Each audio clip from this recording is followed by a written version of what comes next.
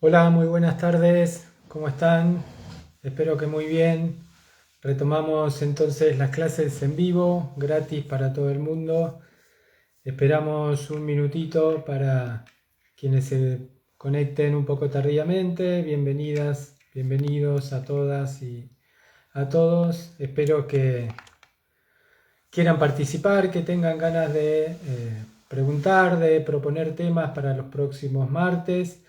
Como decía en la placa que había compartido, eh, la idea es hacer vivos todos los martes, por lo tanto vamos a tener un vivo por semana y pueden proponer los temas, lo que les interese. Ustedes saben, yo tengo ahí dos links en mi bio que los pueden encontrar y los pueden bucear y ver ahí un poco la información. Tenemos la membresía en Derecho Penal, esto es un sistema de capacitación continua en la cual además de contar con estos vivos van a tener clases todos los sábados. Hay ya 11 clases grabadas, cada clase tiene su material o soporte de lectura, además van a tener acceso a a un chat de profesionales y especialistas en derecho penal con quien van a poder compartir. Van a tener una asesoría o tutoría individualizada para los tres ejes que tienen la membresía, es decir, si cada uno de ustedes necesita aprobar derecho penal en el grado o en el posgrado, si tiene que hacer una tesis o un trabajo integrador final, y también, por supuesto, y todo está destinado al ejercicio profesional. Ahí vamos a ir viendo paso a paso todo lo que tiene que ver con el ejercicio profesional.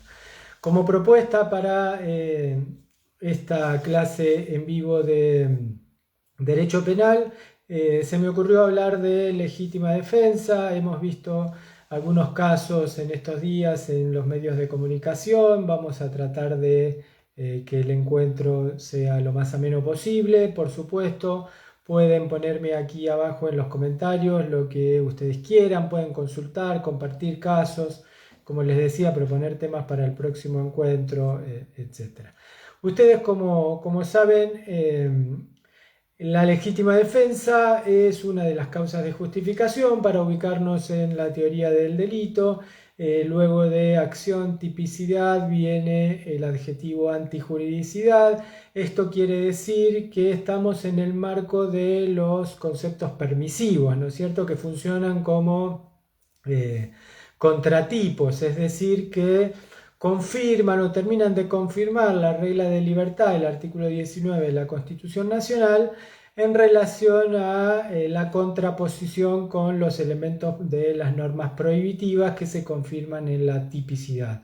Existen casos y supuestos en nuestra legislación penal, como en todas las legislaciones penales, que aun cuando se trate de actividades ilícitas, se encuentran justificadas, es decir, que aun cuando una persona las cometa no van a tener sanción penal, aunque sí, y esta es una de las diferencias con las actividades lícitas, pueden tener responsabilidad en otro fuero con otro fundamento u otro sistema de responsabilidad distinto, por ejemplo el civil. Por eso, y acabamos con el primer tip profesional, siempre que puedan resolver una situación desde la defensa penal en el ámbito de la tipicidad, eso va a permitir además que la persona que ustedes asistan no tenga responsabilidad en ninguna parte del ordenamiento jurídico. Sin embargo, si se les filtra la tipicidad y lo resuelven recién al momento de la antijuridicidad, corren por supuesto con el riesgo de que tengan responsabilidad en el fuero civil, en el fuero administrativo, en el fuero disciplinario, etcétera. Para avanzar un poquito, bueno, hablemos un poco de la legítima defensa. Como les decía, es una de las causas de justificación. Como toda causa de justificación, el orden normativo y el legislador en particular, cuando hablo del legislador hablo del Congreso de la Nación, ha tomado una decisión inicial previa a cualquier análisis fáctico o de cualquier sistema de hechos que impone la forma de interpretar lo que en los hechos suceda. Por lo tanto, es un análisis objetivo. Se suele decir en la dogmática que las causas de justificación, si no carecen de elementos subjetivos, por lo menos no les interesa a quien le interprete las normas, porque solo tiene que verificar pautas objetivas, ¿no es cierto? Entonces, las causas de justificación son objetivas porque supone una valoración previa que el legislador ha realizado. Y esto me da lugar a otro tip de práctica. Cuando yo voy a acusar a una persona, si formo parte del Ministerio Público o de alguna acusación privada, asesorando a alguna víctima, o tengo que defender a una persona acusada en una situación como esta, no tengo que dirigir mi atención a los elementos subjetivos porque van a ser irrelevantes al momento de analizar la situación. Por lo tanto, me tengo que concentrar en los elementos objetivos y verificar si se dan los que establece la norma o no. ¿Cuál norma jurídica? Bueno, en Argentina tenemos el artículo 34 y en los incisos sexto y séptimo se establecen las legítimas defensas. Hay como regla general la legítima defensa propia, la legítima defensa de terceros y la legítima defensa privilegiada o presunta. La legítima defensa propia tiene tres requisitos: la agresión ilegítima. Esto implica dos parámetros de conceptualización. Agresión quiere decir una conducta humana dirigida a dañar o lesionar bienes jurídicos. Acá viene una primera salvedad: no es necesario que el bien jurídico sea afectado o ya se haya iniciado la lesión, sino que la agresión puede ser una conducta humana que esté dirigida a lesionar bienes jurídicos, y esa dirección hacia el daño a un bien jurídico puede ser manifestada de cualquier manera. Incluso, para darles un ejemplo, yo puedo escuchar que alguien quiere dañar el bien jurídico a otro. Por ejemplo, estoy al lado de una persona y esa persona dice: voy a esperar que aquel se distraiga para robarle la mochila. Yo puedo actuar ahí de manera preventiva antes de que se comience la actividad lesiva. Por eso es que la dogmática penal dice en su doctrina mayoritaria que no coincide la agresión ilegítima con el iter criminis. ¿Esto qué quiere decir? Yo no tengo que esperar a que comience la ejecución del delito, sino que puedo impedir la agresión en el primer momento en que se manifiesta. Y el dato de ilegítima quiere decir que sea contraria a derecho. Por lo tanto, la conducta humana dirigida a lesionar un bien jurídico tiene que ser contraria a derecho. Esto quiere decir que no tenga ningún asiento normativo en el cual basarse para lesionar un bien jurídico. Y acá vamos a diferenciar algo que es muy común de ver en error en la práctica, y de paso le sirve a quienes ejerzan la profesión para adecuar su sistema conceptual.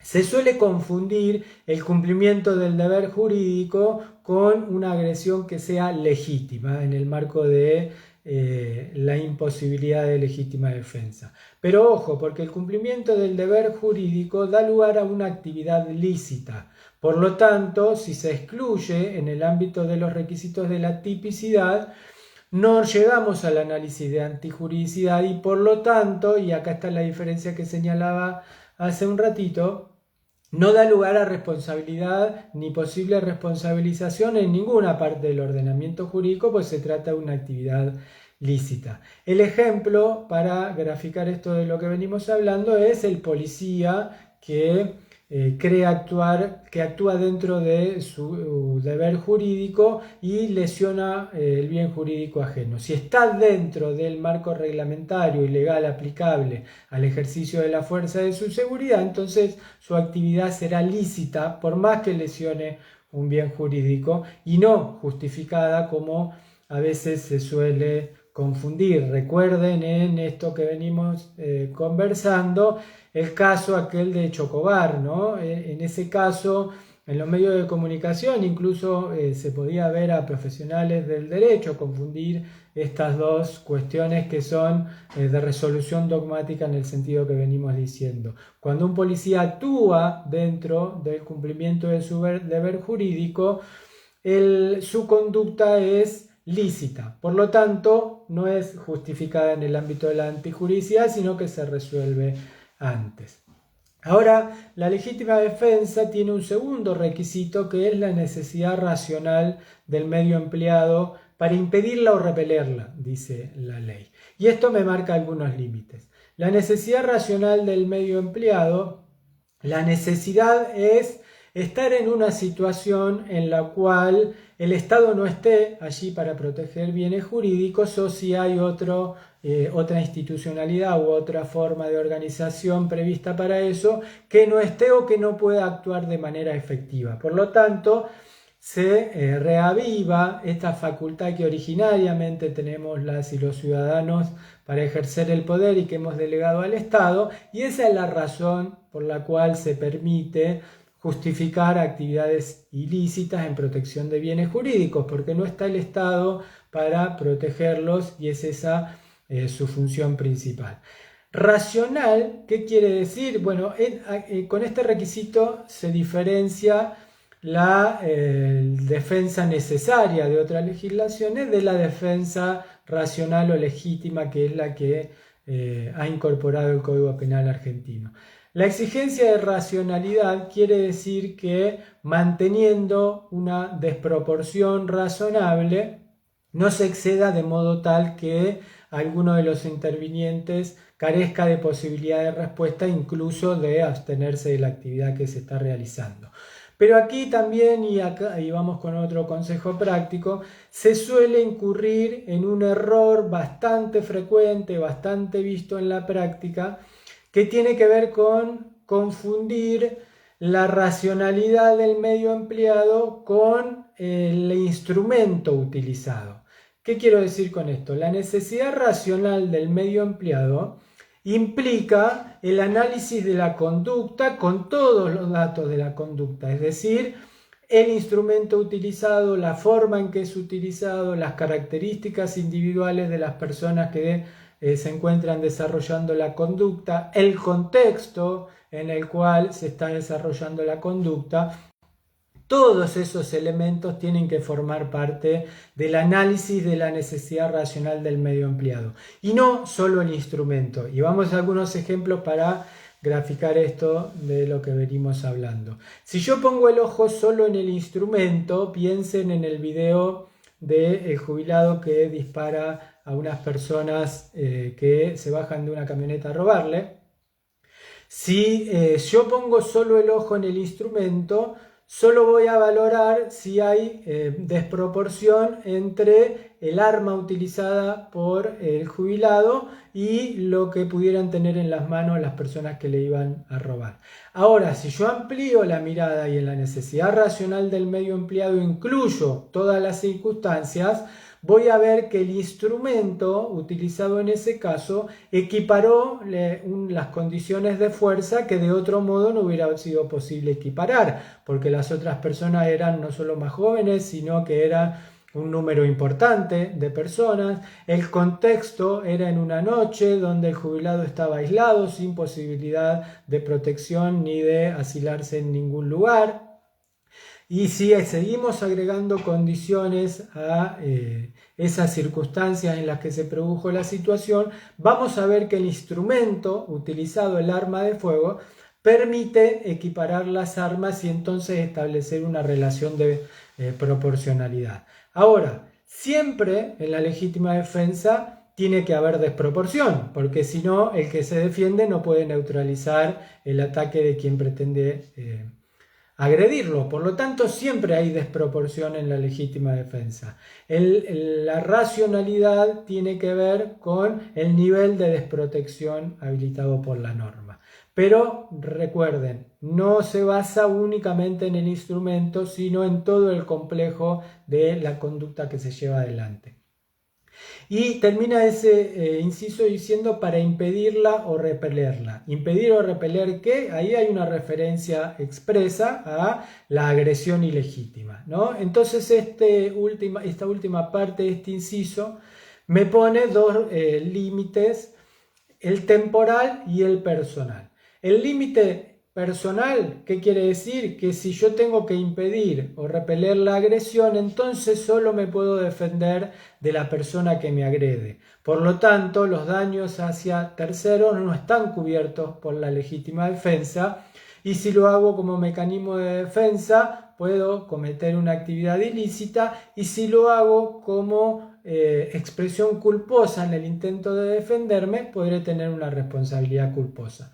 Pero si me defiendo contra quien me agrede, sea uno o varios, voy a estar cubierto por la legítima defensa. Y el otro límite que me impone este inciso es el límite temporal.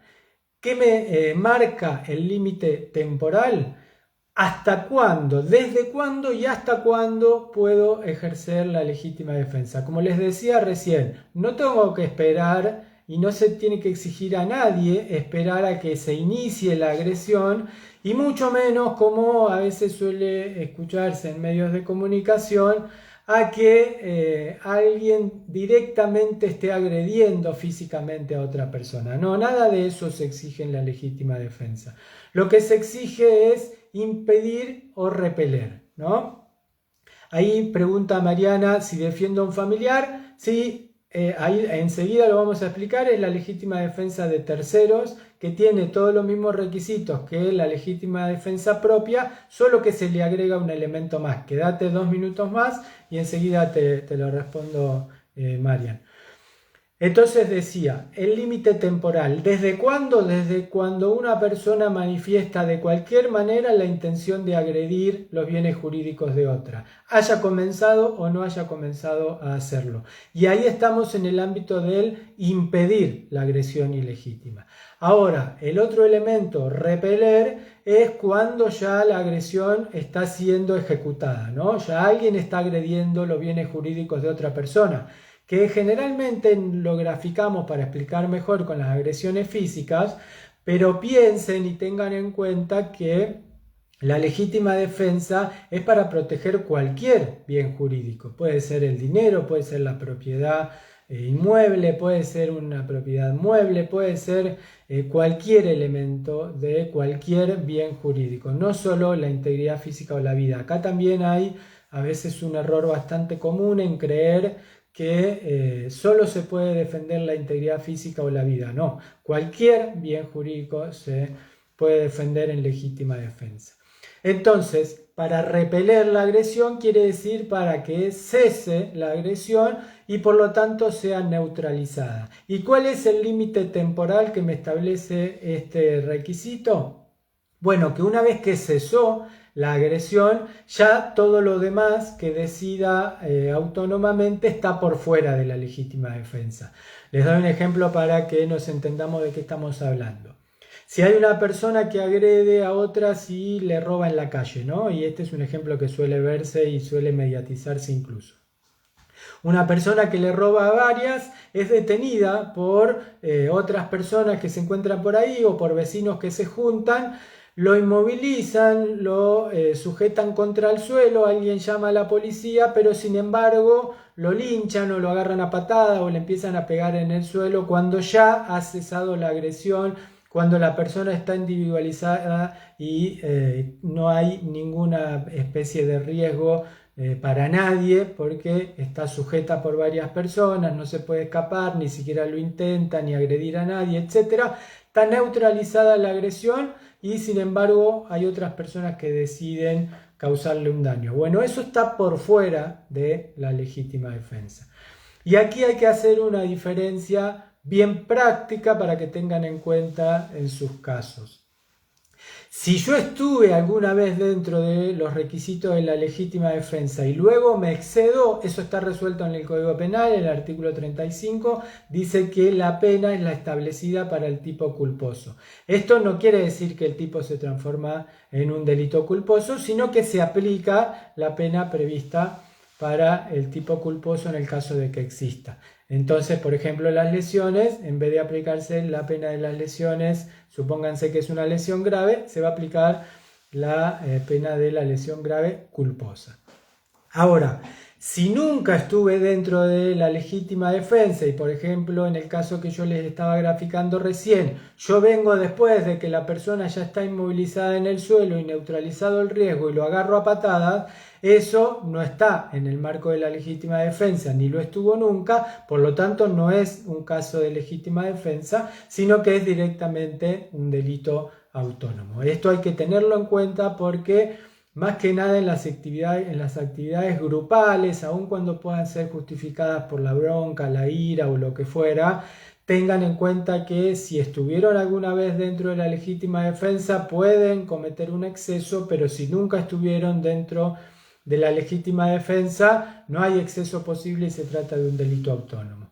Y el último requisito de la legítima defensa es la falta de provocación suficiente. ¿Y esto qué quiere decir? Que la situación de necesidad en la cual la persona que se defiende debe necesariamente articular un ejercicio de violencia para impedir o repeler una agresión de la que es parte, no tiene que haber sido provocada por la misma persona que se defiende. Y el grado o nivel de suficiencia, que es un elemento valorativo que introduce la norma, tiene que ver con la determinación en torno a la previsibilidad del ataque. No cualquier provocación es suficiente. Fíjense que el artículo dice provocación suficiente, no dice solo falta de provocación. Por lo tanto, ese elemento valorativo debe ser determinado en cada caso en particular por el Ministerio Público Fiscal o el juzgado interviniente de acuerdo al sistema procesal de cada lugar. Pero hay como dos elementos, uno positivo y uno negativo, para medir la suficiencia. Una es la previsibilidad, es decir, de acuerdo a la conducta, a los sujetos y al contexto en el cual se desarrolla una actividad, que sea previsible objetivamente que desde el otro lado va a venir una agresión. Y el elemento negativo, lo que no se debe tener en cuenta, son las características individuales de quien responde, si es más o menos irascible, si se encontraba en una situación particular de su vida o no en ese momento, etc. Sino que hay que tratar de determinarlo objetivamente. Para responder a lo que preguntaba hace un ratito Marian Sosa, en el caso de la legítima defensa de terceros, se exigen todos los mismos requisitos de la legítima defensa propia, solo que el tercero que defiende no tiene que haber participado de la provocación suficiente. Por lo tanto, acá hay un requisito extra, un cuarto elemento que se suma a la legítima defensa de terceros y que tiene que ver con no haber participado. Ahora, y acá hay un error bastante común también en la práctica, incluso que hay que tener en cuenta para producir prueba al respecto. Que no haya participado no quiere decir que no haya participado materialmente de la agresión. Esa es una reducción que la norma no permite. El análisis correcto, en virtud del principio de legalidad, es que no haya participado en cualquiera de todas las formas de autoría y participación criminal que el propio Código Penal prevé. Si uno se fija, y por eso es que este análisis es de acuerdo al principio de legalidad, si uno se fija cada vez que el legislador habla de participación en término técnico, incluso hay un capítulo que se llama participación criminal, va a ver que dentro de ese complejo de normas, artículo 45 y siguientes, están las autorías directas, las ejecuciones, las mediatas, las coautorías, las autorías por determinación, las complicidades primarias, secundarias y la participación necesaria. Todo ese complejo de participación está dentro del título participación criminal. Por lo tanto, cuando el legislador dice que no hubiera participado, es en cualquier forma que pueda haber participado y no necesariamente de modo material. Les doy un ejemplo para que se grafiquen esto. Si la exigencia fuera de participación material, sería muy fácil dañar a otra persona. Yo voy y le digo a Sebastián, anda y agredí físicamente a Roberto. Yo al que quiero matar es a Roberto. Entonces Sebastián va y agrede físicamente a Roberto, Roberto se defiende, entonces yo vengo e intervengo en defensa de Sebastián y mato a Roberto, ¿no? Construir una forma de matar a una persona sin participar materialmente sería muy sencillo y uno saldría del derecho penal de esa manera. Lo cierto es que aplicando correctamente la interpretación normativa, en este caso yo que participé de la conformación del plan final, incluso instigando a Sebastián a agredir a Roberto, también estaría dentro de la participación en la provocación suficiente y por lo tanto no podría legítimamente defender a Sebastián en ese caso. Bien, perfecto. Espero que se haya entendido esto que venimos hablando. Y por último tenemos la legítima defensa presunta. En la legítima defensa presunta o privilegiada hay algunos elementos que son distintos a la legítima defensa propia o de terceros. Por supuesto, quienes tengan preguntas o opiniones o algún caso lo ponen aquí en el comentario y lo vamos viendo, no tengo ningún problema, nos podemos quedar todo el tiempo que ustedes quieran. Dice ahí, buenas tardes doctor, me recibió hace poco y quisiera aprender cómo desempeñarme en la práctica. En la membresía las clases sí o sí son en vivo o pueden quedar grabadas, soy de la provincia de San Juan. Gracias Celeste por tu pregunta. No, en la membresía una de las cualidades es la autogestión. Hay clases en vivo como estas, todos los martes a las 20 horas, quedan grabadas en la plataforma tanto de Instagram como en la plataforma de la membresía, y después hay clases los sábados que venían siendo en vivo y ahora las voy a subir grabadas, pero todas las clases, tanto las que son en vivo como las que son grabadas, quedan a disposición en la plataforma para que todo el mundo las pueda ver cuando pueda y todas las veces que quiera, incluso puede ir repasando, etcétera. Y todas son de este tenor, revisar la práctica, decir cómo hacer las cosas, etcétera, para que quien ejerza la profesión lo pueda hacer. Ahora estamos explicando un poco teóricamente, pero vamos metiendo algunos tips de práctica.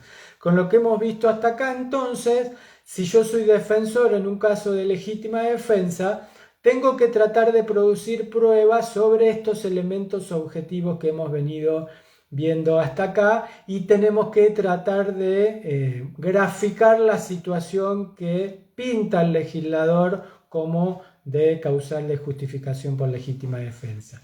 Y les decía, en la legítima defensa presunta, el Código Penal argentino prevé dos situaciones, dos complejos de situaciones fácticas que dice expresamente cómo se tienen que dar. Cada una de esas dos situaciones tiene los elementos que se tienen que dar. Por ejemplo, hay una de esas dos que es el que encontraría una persona dentro de su casa, un extraño, dice, dentro de su casa o de espacio habitado y ofreciere resistencia, ¿no? En ese caso en particular muchas veces se interpreta mal y se cree que si una persona no ofrece resistencia, entonces alguien no puede defenderse legítimamente, aun cuando lo haya encontrado dentro de su casa. Este es un error muy común y no es así y está mal, y quien lo interprete así está equivocado o equivocada.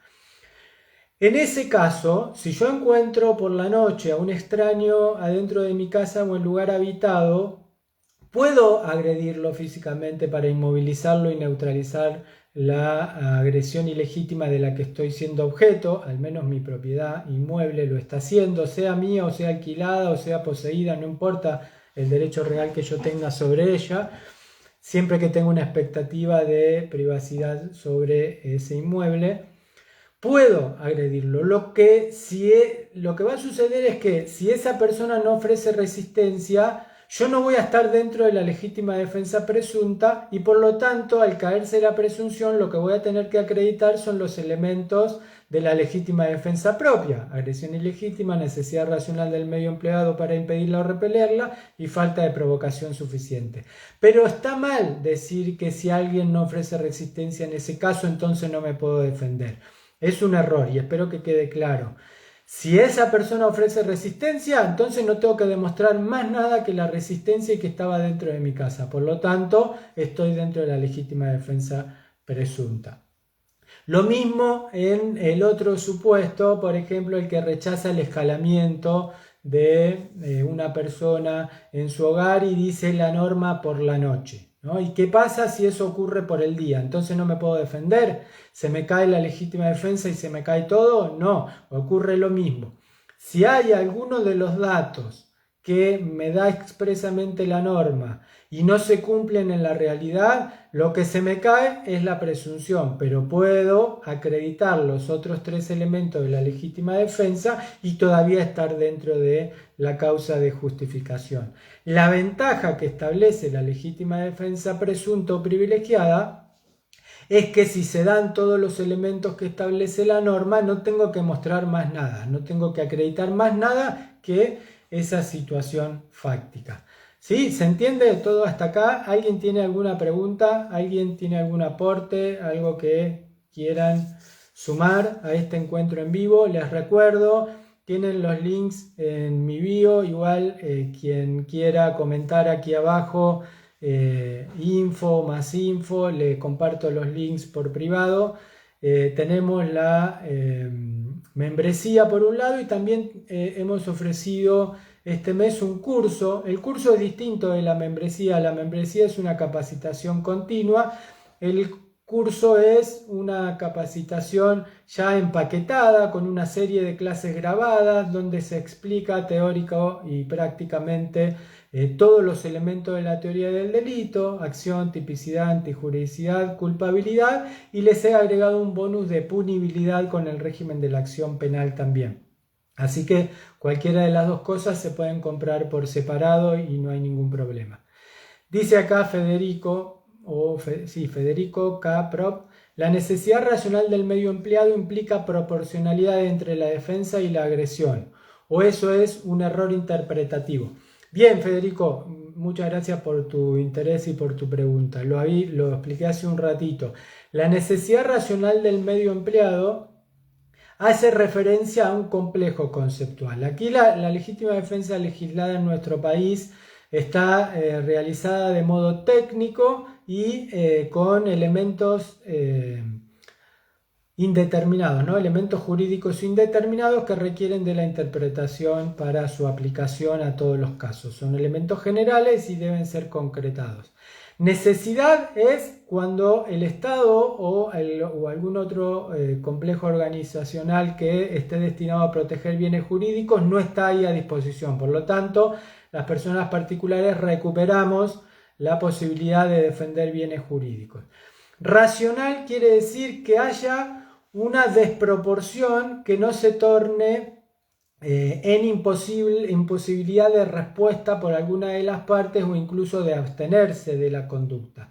La proporcionalidad o la razonabilidad en la respuesta implica siempre una desproporción, porque quien se defiende tiene que desarrollar una acción lesiva que sea más importante que la del que lo ataca, porque si no, no lo neutraliza. Eso es lógico, ¿no? Si lo analizáramos en términos de pelea, si los dos aportan la misma cantidad de fuerza, empatan. Y si uno aporta más fuerza que el otro, entonces lo puede neutralizar y por lo tanto neutralizar el riesgo.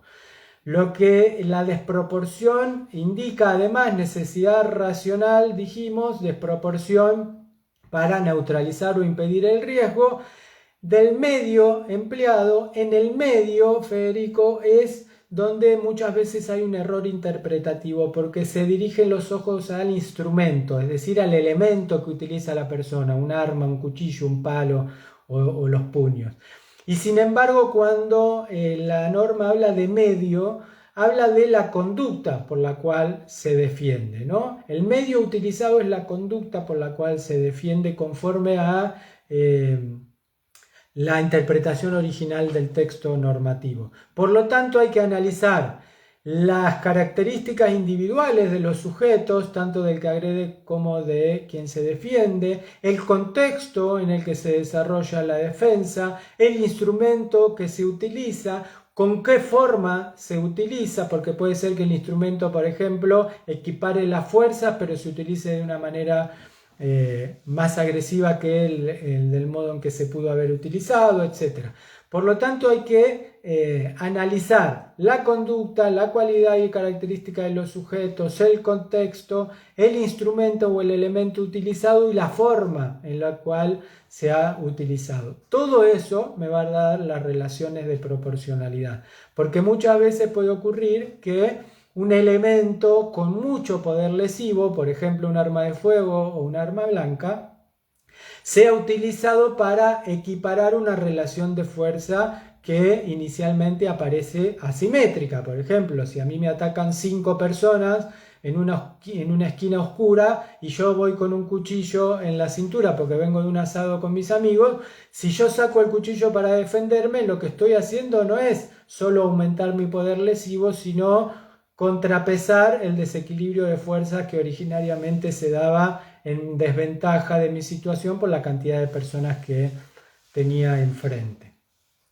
Bien, ¿alguien tiene alguna pregunta más? ¿Alguien quiere decir algo más? ¿Tiene alguna duda? ¿Tiene algún caso de legítima defensa en su estudio jurídico y quiere compartir o opinar a ver cómo lo podemos resolver? Recuerden siempre que intervengan en casos de posible legítima defensa los 3 o 4 tips de prácticas que dimos.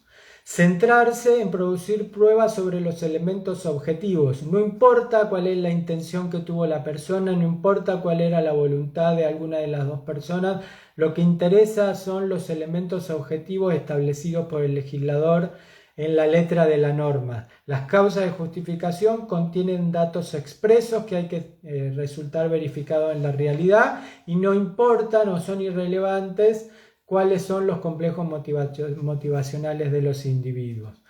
Segundo, ¿sí? Cuando entendemos los elementos normativos hay que interpretarlos de acuerdo al principio de legalidad. Por lo tanto, cuando la norma habla de impedir o repeler, no habla de liter criminis, habla de cualquier manifestación de agresión hacia un bien jurídico y por lo tanto mientras exista agresión me puedo defender.